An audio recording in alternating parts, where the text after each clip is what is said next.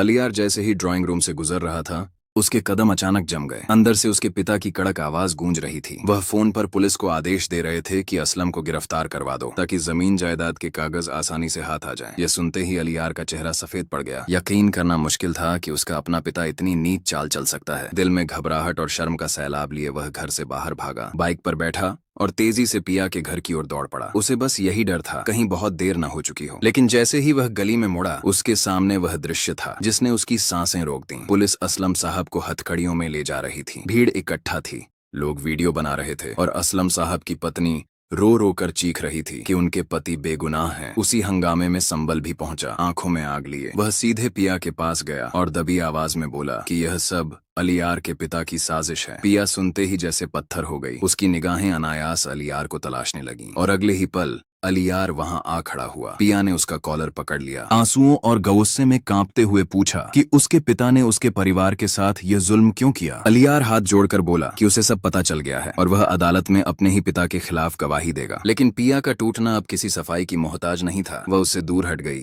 और संबल की कार में बैठ गई। संबल उसे अपने वकील दोस्त के पास ले गया। पिया आंसुओं में डूबी विनती करती रही कि उसकी पिता की बेगुनाही साबित की जाए। वकील ने फाइलों पर नजर डाली और धीमे स्वर में कहा कि मामला मुश्किल है, मगर सच को बचाना उसका फर्ज है। अदालत में अगली सुनवाई हुई, पर साफ दिख रहा था कि सामने की तरफ से पैसा, ताकत और दबदबा चल रहा है। जज ने तारीख आगे बढ़ा दी। फिर 2 दिन बाद जब अदालत की नई पेशी का दिन आया तो अचानक एक नया तूफान उठ गया। मूसा ने गुंडे भेजकर पिया का अपहरण करवा लिया ताकि वह गवाही न दे सके। शाम ढली, रात हुई, लेकिन पिया घर नहीं लौटी। उसकी माँ रोती हुई संबल के घर पहुंची, दिल डूबती आवाज में कहती हुई कि कुछ न कुछ बहुत बुरा हो गया है। संबल की रगों में सिहरन दौड़ गई। उसने तुरंत पिया के फोन की आखिरी लोकेशन निकलवाई और वह थी मूसा का फार्म हाउस। अंधेरी सड़कों पर गूंजती इंजन की आवाज के साथ संबल वहां पहुंचा। सन्नाटा, बंद गेट, हवा में डर की महक। उसने दरवाजा जोर से लात मारकर तोड़ दिया। अंदर 2 गुंडे मिले और वह उन्हें बिना रुके धूल चटा गया। फिर एक कमरे से दबे दबे स्वर में आवाज आई। स्टोर रूम के भीतर पिया बंधी हुई थी, उसके हाथों पर रस्सियों के जलते निशान। संबल ने उसे खोला और पिया टूटे डर से उससे लिपट गई, कहते हुए कि उसे लगा था वह आज जिंदा नहीं बचेगी। तभी पीछे से मूसा उभर आया, पिस्तौल ताने हुए, चीखता हुआ कि कोई जिंदा नहीं जाएगा। लेकिन उसी पल बाहर पुलिस की गाड़ियों की लाल नीली रोशनी चमकी। पुलिस अंदर घुसी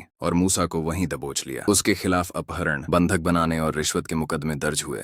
अगली सुबह अदालत में मूसा ने अपने अपराध कबूल लिए। जज ने असलम साहब को साफ साफ बेगुनाह करार देकर तुरंत रिहा कर दिया। अदालत से बाहर निकलते ही असलम साहब ने संबल का हाथ थाम लिया, कहते हुए कि अगर वह न होता तो शायद वे कभी आजाद न हो पाते। उसी पल पिया की माँ, असलम साहब और घर वाले में